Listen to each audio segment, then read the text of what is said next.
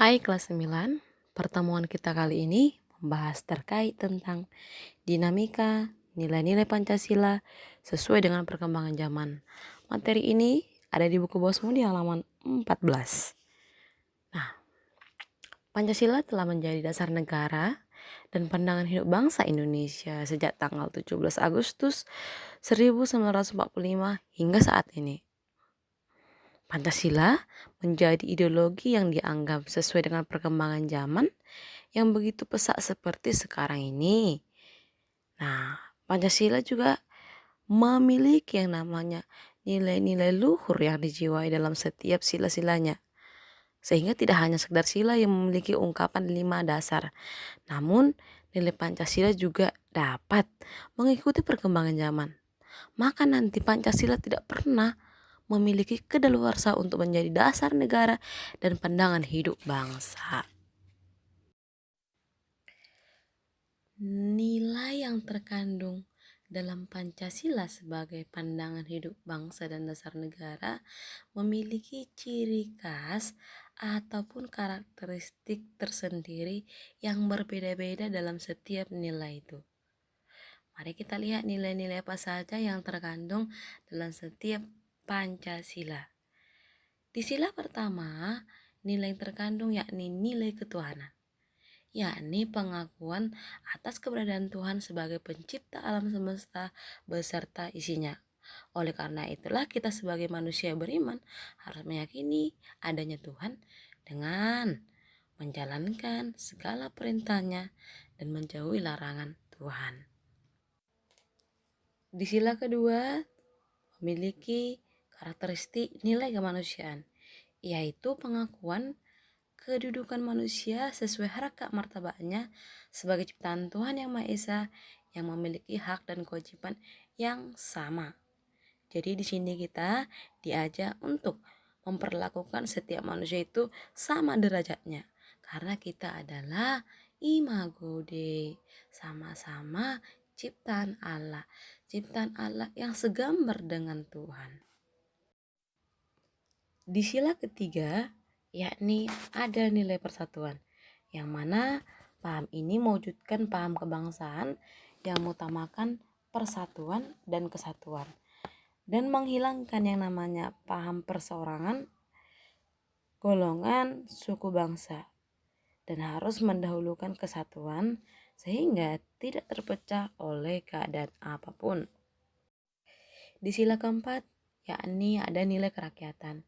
Di nilai kerakyatan ini merupakan pelaksanaan utama dari pemerintahan demokrasi Indonesia yang berdasarkan musyawarah mufakat. Ini bisa tercermin kita lihat dalam pelaksanaan pemilihan umum untuk memilih pemerintah. Nah, di sila kelima ada nilai keadilan, yang merupakan salah satu tujuan negara Indonesia yang hendak mewujudkan tatanan masyarakat Indonesia yang adil dan makmur berdasarkan nilai Pancasila. Nilai-nilai Pancasila yang 5 itu dapat kita terapkan dalam berbagai kehidupan dari masa ke masa. Hal tersebut dikarenakan Pancasila merupakan ideologi yang bersifat terbuka. Tentu kamu sudah pernah mendengar apa itu ideologi terbuka. Jadi Pancasila kita yang merupakan dasar negara merupakan ideologi yang bersifat terbuka. Secara umum, ideologi itu sendiri memiliki dua sifat. Yang pertama ada ideologi terbuka dan juga ideologi tertutup. Jadi dasar negara kita ideologi terbuka, yang mana ideologi terbuka merupakan nilai atau cita-cita yang tidak dipaksakan dari luar, melainkan digali dan diambil dari ajaran budaya sendiri. Sedangkan ideologi tertutup merupakan paham yang bersifat mutlak yang menentukan tujuan norma politik. Jadi dalam ciri ideologi terbuka dan tertutup ini bisa kita lihat kalau ideologi terbuka itu nilai yang terkandung itu cita-cita yang memang berasal dari dalam dan juga hasil kesepakatan bersama. Namun dalam ideologi tertutup, nilai yang terkandung itu diciptakan oleh negara, bukan ditentukan masyarakat itu sendiri. Di sini kita akan memahami tentang perbedaan ideologi terbuka dan tertutup. Dalam ideologi terbuka, sistem pemikirannya terbuka. Ideologi tertutup, sistem pemikirannya tertutup. Terbuka maksudnya bahwa dalam ideologi terbuka masih mau menerima paham ataupun masukan-masukan dari luar. Artinya, selagi itu masih tidak mengganggu nilai Pancasila itu sendiri, kita masih mau menerima hal positif dari luar. Nah, ciri yang kedua, bahwa dalam ideologi terbuka, nilai yang terkandung dalam ideologi kita merupakan kekayaan nilai moral yang ada dalam budaya masyarakat. Sedangkan ideologi tertutup, bahwa nilai terkandung dalamnya bukan dari kehidupan masyarakat. Maksud dari ideologi terbuka ini tadi, bahwa nilai terkandung dalam Pancasila itu semua itu berasal dari nilai-nilai yang sudah menjadi kebiasaan masyarakat Indonesia sebelum kita merdeka. Dalam ideologi terbuka, dasar pembentukan ideologinya bukan keyakinan ideologi sekelompok orang, melainkan hasil musyawarah. Jelas ya, bahwa Pancasila itu dirumuskan berdasarkan musyawarah panjang oleh seluruh golongan masyarakat ataupun golongan muda mulai dari Sabang sampai Merauke. Jadi memang hasil kesepakatan bersama. Sedangkan dalam ideologi tertutup, ideologi yang di dalamnya itu bisa pendapat seseorang ataupun sekelompok orang yang memiliki kepentingan khusus.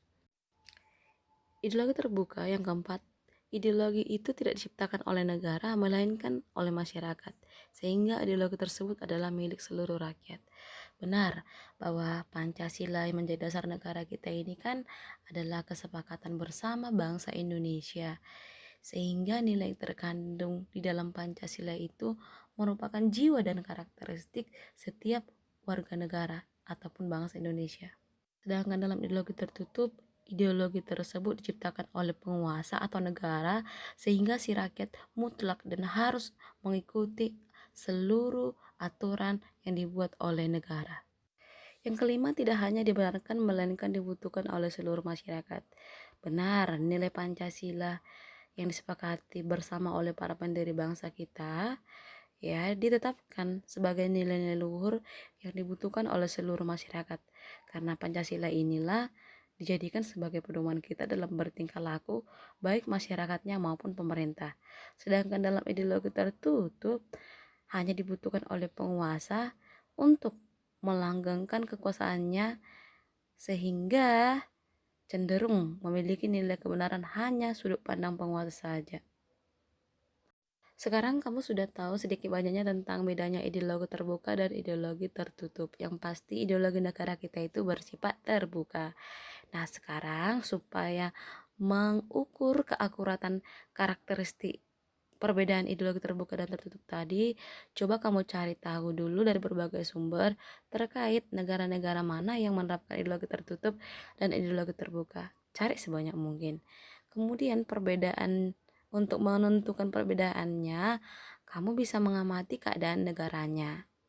Keadaan negara itu bisa kamu lihat dari segi politik, sosialnya, ekonominya. Nah, kemudian nanti eh, kamu buat keterangannya. Contohnya negara Indonesia, bagaimana keadaan negaranya kalau dilihat dari segi politiknya. Nah, begitu juga nanti dengan negara-negara lain yang menganut paham ideologi tertutup dan ideologi terbuka. Nah, dari kedua perbedaan ideologi tersebut, sudah jelas bahwa dalam ideologi terbuka mempunyai banyak sekali keunggulan dibandingkan dengan ideologi tertutup. Terbukti bahwa negara yang menganut paham ideologi tertutup seperti komunis sudah banyak mengalami kehancuran. Namun dalam ideologi terbuka masih tetap ada hingga saat ini seperti negara Indonesia. Nah, sekarang kita akan memahami bagaimana kedudukan Pancasila sebagai ideologi terbuka. Yang pertama, Pancasila memiliki pandangan hidup, tujuan, dan cita-cita masyarakat yang berasal dari kepribadian masyarakat Indonesia. Ya, ini tadi sudah jelas tercermin bahwa nilai terkandung dalam Pancasila itu merupakan kebiasaan yang ada dalam hidup bangsa Indonesia. Nilai-nilai sosial yang memang sudah terkandung dalam diri bangsa Indonesia. Yang kedua, Pancasila memiliki tekad dalam mengembangkan kreativitas dan dinamis untuk mencapai tujuan nasional. Jadi arah dari Pancasila ini diharapkan bisa mencapai tujuan negara Indonesia yang terdapat dalam Undang-Undang Dasar 1945. Yang ketiga, Pancasila merupakan pengalaman sejarah bangsa Indonesia. Maksudnya bahwa nilai terkandung dalam Pancasila itu adalah nilai yang ada dalam masa lampaunya bangsa Indonesia. Yang keempat, Pancasila terbentuk atas keinginan bangsa sendiri tanpa ada campur tangan dari luar. Karena Pancasila itu adalah memang masa lampau kita. Pancasila itu sendiri memang kita rumuskan karena memang keinginan bangsa kita, bukan karena pengaruh dari bangsa asing, dan merupakan pelaksanaan yang dimuat dalam konstitusi negara. Artinya nilai-nilai yang terkandung dalam Pancasila itu kita jadikan sebagai acuan kita dalam menjalankan pemerintahan negara ini, sebagaimana juga terkandung dalam Undang-Undang Dasar sebagai dasar hukum kita. Keterbukaan Pancasila itu mengandung pengertian bahwa Pancasila itu senantiasa mampu berinteraksi secara dinamis. Nilai Pancasila itu tidak berubah, namun pelaksanaannya disesuaikan dengan kebutuhan dan tantangan hidup dalam setiap waktu. Keterbukaan ideologi Pancasila tersebut mengandung nilai-nilai sebagai berikut.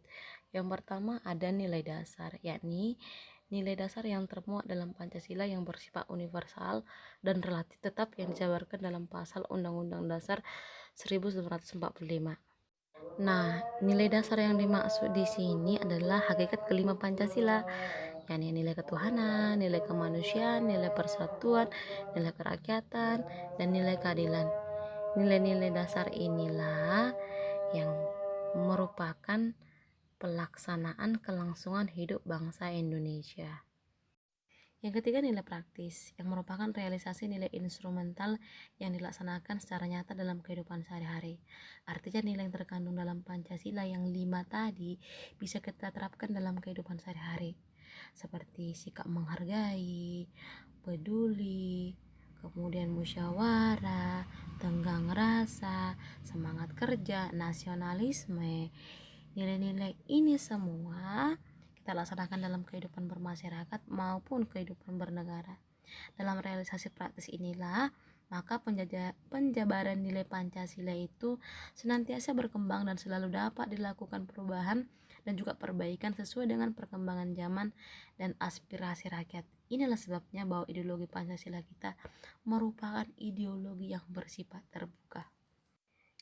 Nah, Pancasila sebagai ideologi terbuka tadi memiliki aspek yang bersifat ideal, yang berisi cita-cita, pemikiran, dan nilai yang dianggap baik. Nah, selain itu juga Pancasila sebagai ideologi terbuka secara struktural memiliki 3 dimensi, yaitu yang pertama, dimensi idealisme, yang menekankan bahwa nilai dasar yang terkandung dalam Pancasila itu bersifat sistematis, rasional, dan juga menyeluruh. Nah, dimensi idealisme ini diharapkan mampu memberikan harapan optimisme serta mampu mendorong motivasi untuk berupaya mewujudkan apa yang menjadi cita-cita bangsa. Cita-cita bangsa kita yakni mewujudkan negara yang makmur, negara yang adil. Yang kedua, dimensi normatif, di mana nilai yang terkandung dalam Pancasila itu dijabarkan dalam suatu norma yang berlaku dan diterima di masyarakat. Contohnya norma agama, norma kesusilaan, norma kesopanan, norma hukum. Semua aturan yang berlaku dalam masyarakat ini adalah arah dari nilai yang terkandung dalam Pancasila.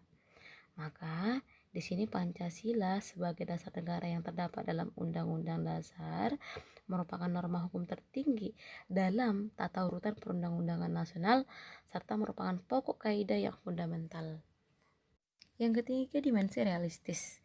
Dimensi ini mengandung makna bahwa ideologi itu harus mampu mencerminkan realita atau kenyataan kehidupan yang berkembang dalam masyarakat.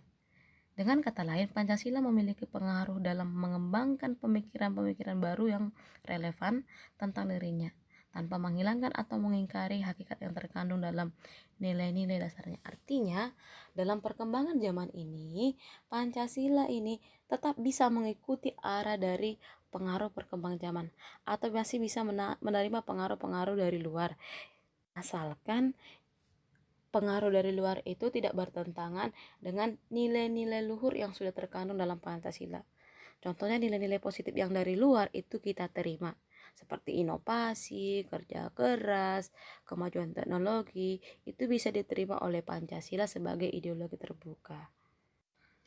Nilai Pancasila sebagai ideologi terbuka itu senantiasa harus mampu kita kembangkan dan kita laksanakan dalam kehidupan sehari-hari secara nyata, baik dalam masyarakat maupun dalam kehidupan bernegara. Oke, demikian dulu pertemuan kita kali ini. Jika ada kesalahan ataupun keterlupaan dalam penjelasan video ini, saya mohon maaf. Mungkin ke depan saya perbaiki kembali. Terima kasih buat perhatiannya. Salam sehat.